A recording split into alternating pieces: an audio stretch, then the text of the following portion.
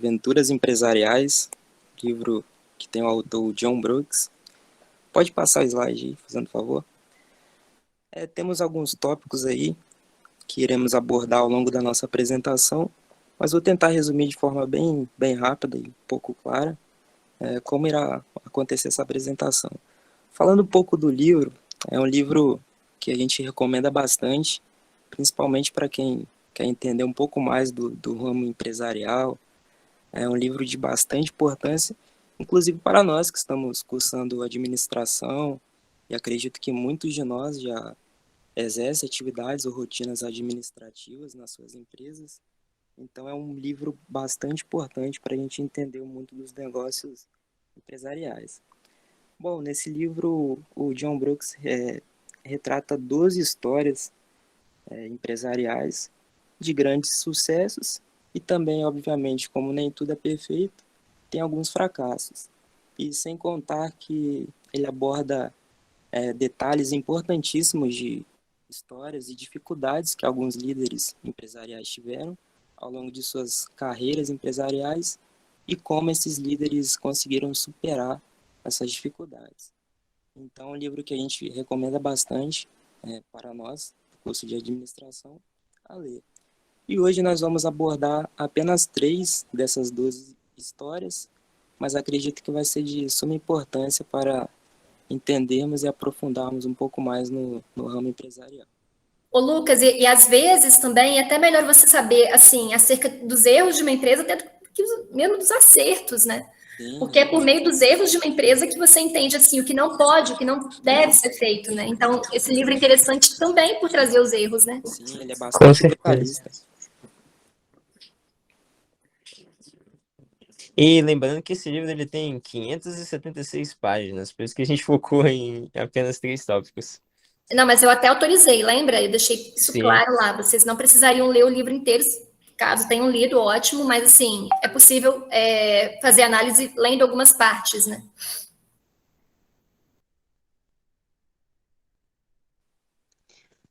Flutuação é uma das histórias que a gente escolheu abordar, né? Das 12 histórias, é a primeira história que o livro aborda, e a história da flutuação, ele vai abordar, né, sobre a flutuação existente dentro da Bolsa de Valores, que nada mais é do que as oscilações de preços que as ações têm dentro da Bolsa, né, devido a constantes mudanças no mercado, né? Então, hoje uma ação que vale R$ 10, amanhã pode estar valendo 20 ou pode estar valendo 5, né? Então, ele vai tratar dessa flutuação dos preços das ações. Então, a história começa, né, no ano de 1962, especificamente numa segunda-feira de maio, no qual a Bolsa tem um grande colapso, né? Assim, uma flutuação surpreendente, no qual ela tem uma queda no preço de 30 ações industriais de 34,95 pontos, que era um recorde, né, que esse número só tinha sido tão grande no ano de 1929, né, que foi quando ocorreu aquela Grande Depressão. Na semana anterior, né, a semana desse dia 28 de maio, a Bolsa já tinha batido um recorde também de pior desempenho desde 1950, né? Então, assim, na segunda-feira já era esperado que ocorreria, né? Não seria tão bom assim, mas também não esperava que seria também tão ruim, né? A ponto de ter um colapso. Antigamente, né, a Bolsa de Valores era operacionalizada de forma diferente do que é hoje, né? Hoje é bem mais tecnológico, né? Então, antigamente existia um aparelho chamado teleimpressora que fazia ali o registro, o registro do preço do volume de ações que eram das operações, né, que eram feitas ali durante o pregão, que era o período que você tinha para operar dentro da Bolsa de Valores. E essa impressora, nessa segunda-feira, ela ficou atrasada durante 1 hora e 9 minutos, de tanta transações que ocorreram dentro da Bolsa. E cada vez as ações eram medidas a um preço mais baixo, que fez com que ao final desse dia, né, tivesse um prejuízo na Bolsa de 20,8 bilhões de dólares.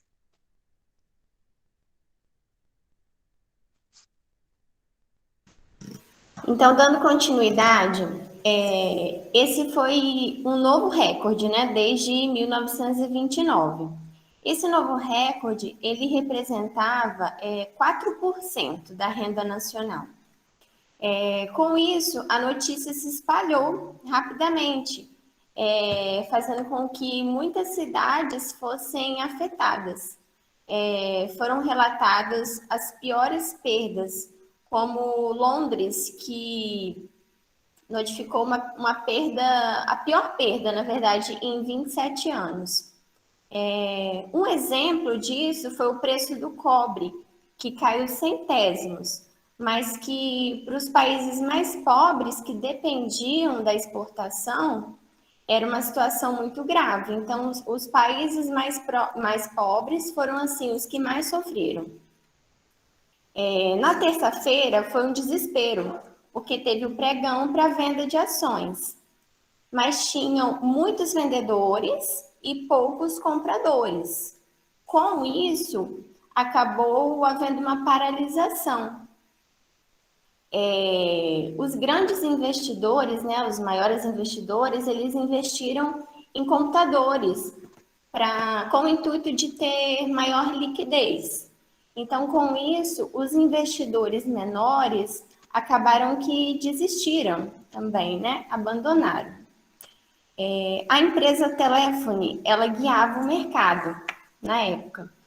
E ela demorou 1 hora para ser comercializada.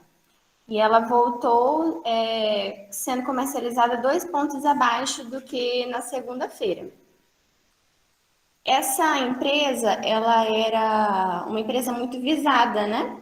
Então, fez com que atraísse muitos compradores, fazendo também com que ela subisse e com que as outras ações também se estabilizasse, né, o valor.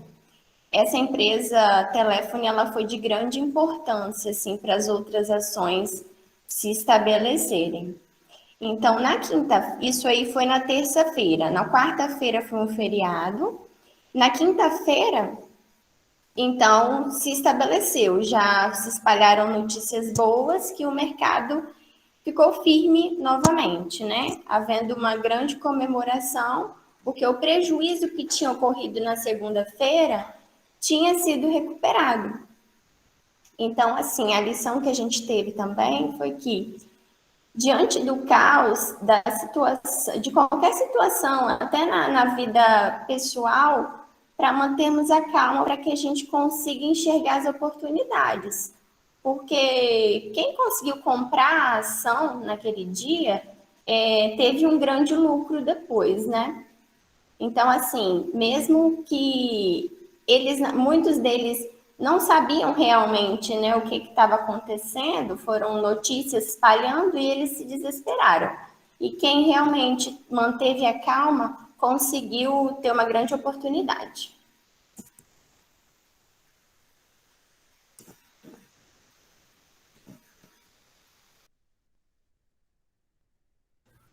Pessoal, boa noite. Todo mundo me ouvindo? Estamos. Então, sim. Vou falar da história 6, e essa história foi uma das mais graves crises da história das bolsas de valores, depois aí que aconteceu na Grande Depressão em 29. O que aconteceu aí foi o seguinte: essas duas empresas, Williston Ibini e Haupt, elas eram duas corretoras que tinham um grande cliente Allied Food Vegetable Oil Refining. A Allied tinha algumas ações nessa corretora de óleo de soja e de semente de algodão. E essas corretoras pegavam dinheiro emprestado de banco para poder financiar as especulações da Allied. O que aconteceu é que, como a bolsa é uma atividade imprevisível, a pouca variação, inclusive de centavos, causava um grande prejuízo a essas corretoras. E acabou que esse financiamento das corretoras, essa empresa Allied, ficou insustentável, fazendo aí com que a Haupt cobrasse 15 milhões a Allied, e a Allied se recusou a pagar. Quando isso aconteceu, essa corretora começou a vender as ações a preço de mercado, que é o menor preço da bolsa, e levou a bolsa, os índices ainda mais abaixo.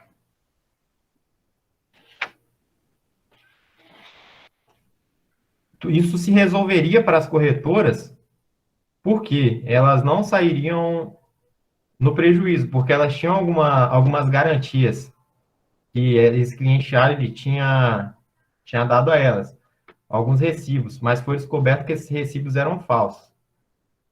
E acabou que as duas corretoras, inclusive a própria Bolsa de Valores, ficaram aí numa situação muito ruim. E os outros clientes inocentes também ficaram numa situação que eles iriam perder o dinheiro. Inclusive, o presidente dessa empresa Allied, mais tarde, foi preso devido a essas fraudes, uma das maiores fraudes. Bom, aqui quem fala é a Liliane. Se meu áudio estiver um pouquinho baixo, vocês avisem. Bom, então, diante desse cenário, né, com os recibos falsos, se tratando principalmente da Haupt, porque ela é a protagonista da história número 6, diante desse cenário com os recibos falsos, os chefes do departamento das empresas membros da Bolsa se reuniram para tentar ver o que podia ser feito e o que precisava ser feito para poder resolver essa questão. E foi aí que eles identificaram que, para conseguir resolver essa situação, seria necessário cerca de 180 mil dólares.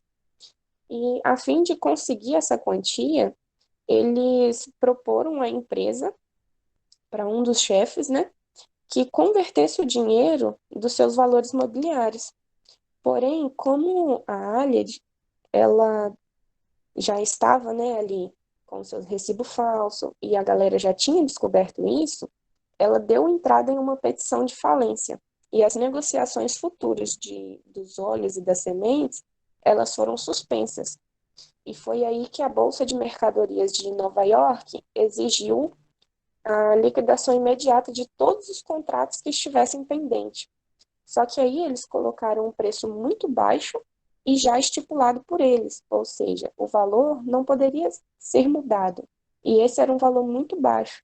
Então, qualquer chance que a Haupt pudesse ter de escapar de uma maneira favorável, né, ela deixou de existir.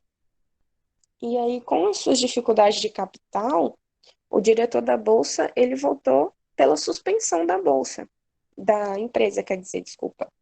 Ele votou pela suspensão da Haupt, porque essa é uma regulamentação da Bolsa, né? Se o capital da empresa estiver muito baixo, ela é suspensa. E o efeito disso foi o congelamento da conta de um total de 20 mil clientes que essa empresa possuía. Ou seja, os proprietários das contas, eles não podiam nem vender as ações e não conseguiam nem retirar o seu dinheiro.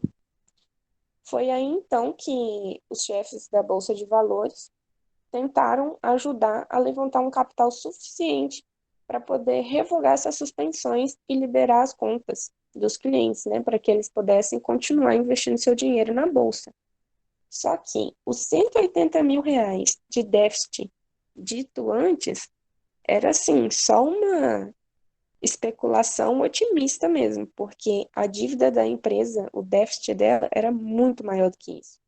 E aí retomar o seu capital se tornou assim algo ainda mais difícil, porque o que ela tinha de garantia eram os recibos. E esses eram falsos, ou seja, não se passava de milhões de dólares falsificados. Então, em meio a esse cenário aí, né, desesperador de uma possível falência, surgiu uma crise ainda maior, que foi o assassinato do presidente Kennedy.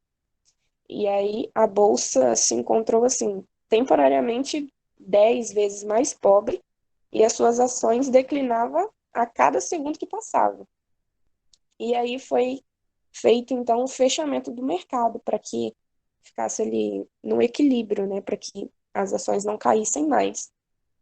E aí, consequentemente, a Haupt, ou pelo menos os seus clientes, né, começaram a entrar em pânico, porque no caso da falência da empresa e uma liquidação de todas essas contas, a retirada do dinheiro ia ser feita assim com preço de banana, né? E aí as perdas seriam muito grandes para os donos das contas, para os clientes.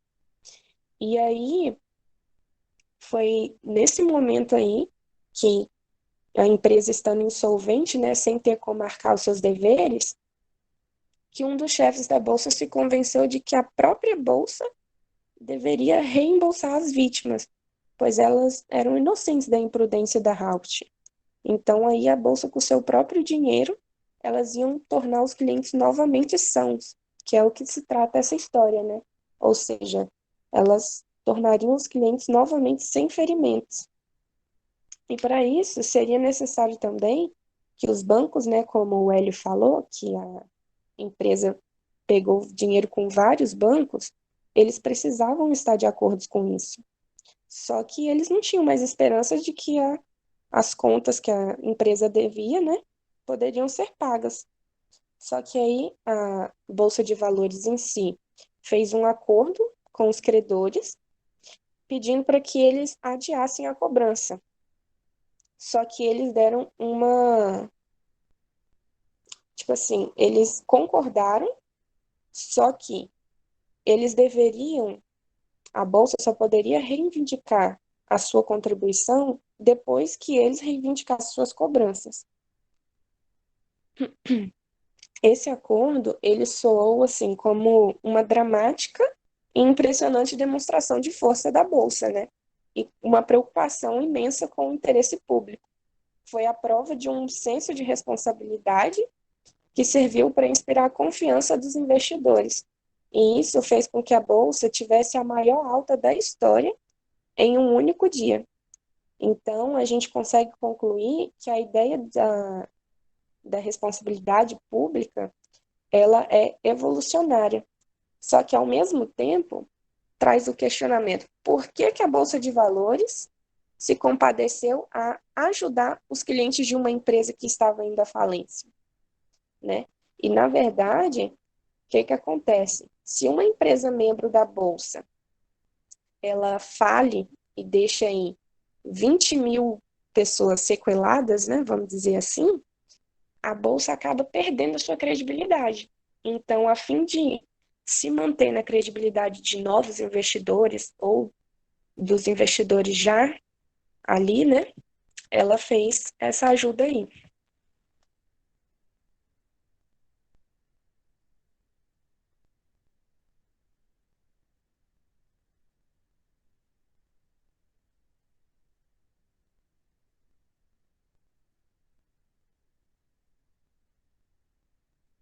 Desculpa, é que meu computador tá com problema. Enfim, o próximo assunto é esse tópico, o Amor Dito Sem Compromisso, que ele começa em Akron, uma cidade do estado de Ohio, nos Estados Unidos, e onde que duas empresas, né, a Goodrich, a BF Goodrich e a Latex Corporation, acabam ali debatendo sobre a contratação de Wogmuth. Eu vou falar assim, mas é uma palavra alemã, então eu vou repetir dessa forma, Wogmuth. Bom, Wogmuth era um trabalhador, vamos dizer assim, relativamente comum, uma pessoa pequena, que se formou na faculdade de Michigan, na Universidade de Michigan, na área de engenharia química. E a BF Goodrich, ela desenvolvia produtos a partir do látex. E ela foi uma pioneira também na época de fazer suas instalações em montanhas, né, para poder ali extrair a sua matéria-prima, que era o látex, que é extraído direto das árvores. Bom, e com esse látex, elas produziam trajes espaciais, que mais para frente eu vou exibir também aqui na tela umas roupas para vocês terem uma ideia. Esses trajes espaciais, para vocês terem ideia, era na mesma época que estavam acontecendo as intenções, né, dos Estados Unidos de lançar o homem ao espaço.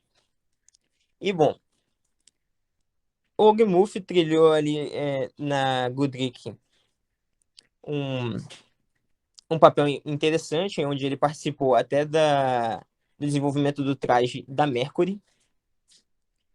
Ele era aquele todo prateado que vocês veem em filme, um dos primeiros trajes a serem usados.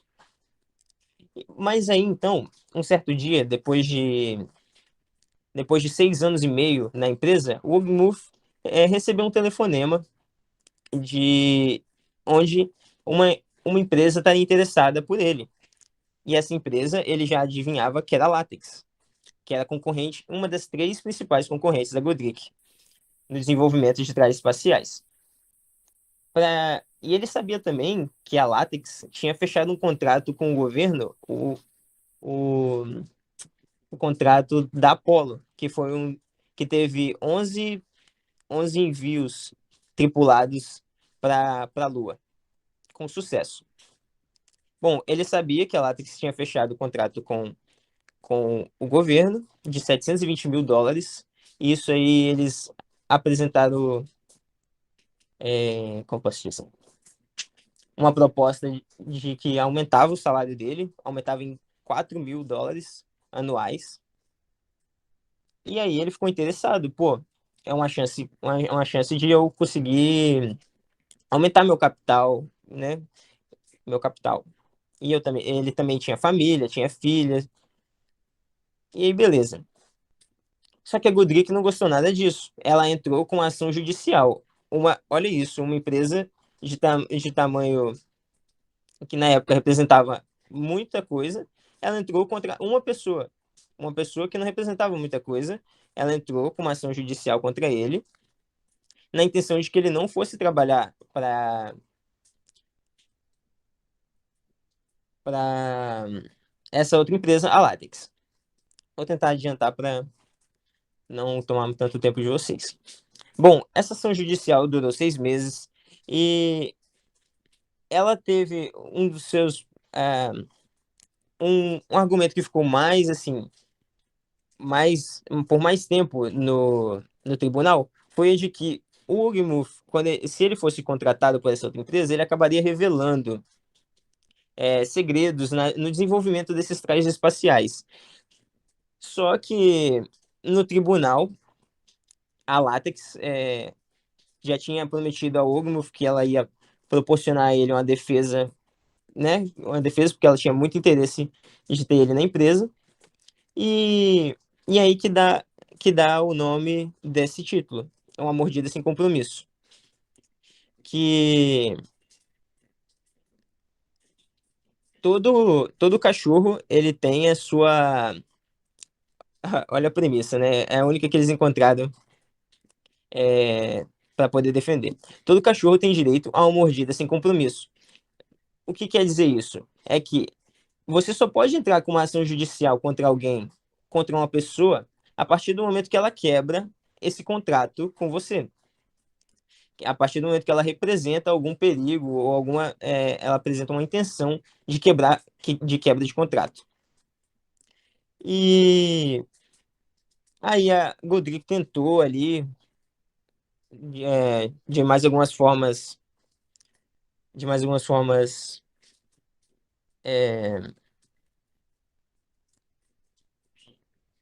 requerer, né, essa ação, mas aí no final o Ogmuth sai vitorioso, só que ele também sai tenso, sai com traumas tipo, de sofrer mais uma ação judicial mais para frente, mas ele volta assim, ele vai trabalhar para Latex. Pode passar. O Alan, você quer que eu mostre a foto aqui? Ah, pode ser.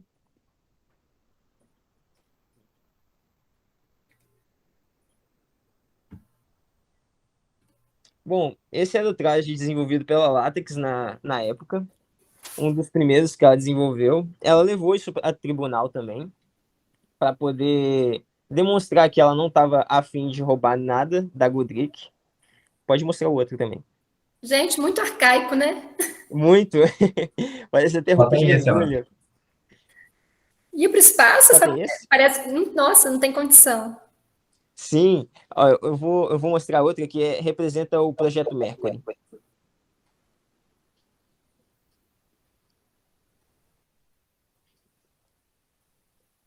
Rapidão. Tá dando pra ver a minha aí?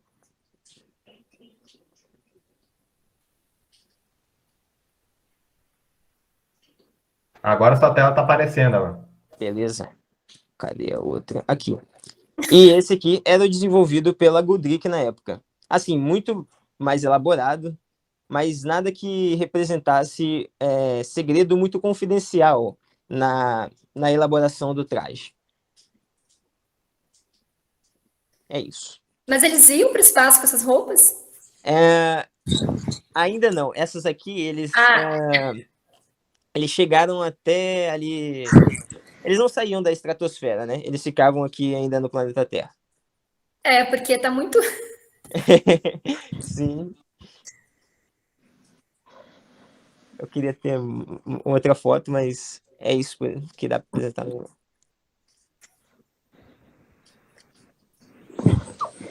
Vou voltar ao compartilhamento da tela aqui. Beleza? Beleza.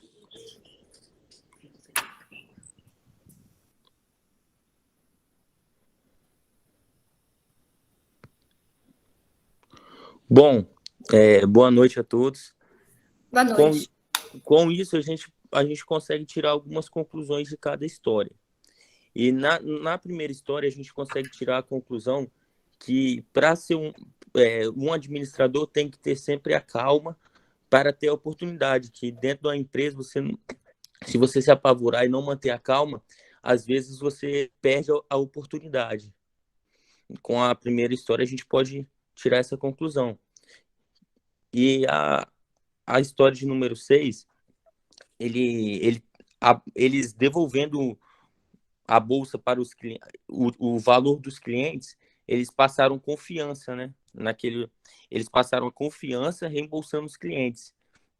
E isso dentro da empresa é uma coisa muito importante, você passar para o cliente a imagem de confiança, do cliente ter confiança na empresa. E a história de número 6, a gente percebeu que foi um cenário impossível, né? Impossível, que fez a ganância dele crescer em algo que não era necessário no momento, que foi entrar com a... E a gente vê que dentro de uma empresa, a gente não pode ter ser impossível, né? A gente tem que agir sempre na hora certa. Do mais, muito obrigado a todos. Obrigada ao grupo. Ficou muito bom, tá? A linguagem do livro, né? Ela é um pouquinho, às vezes, complicada,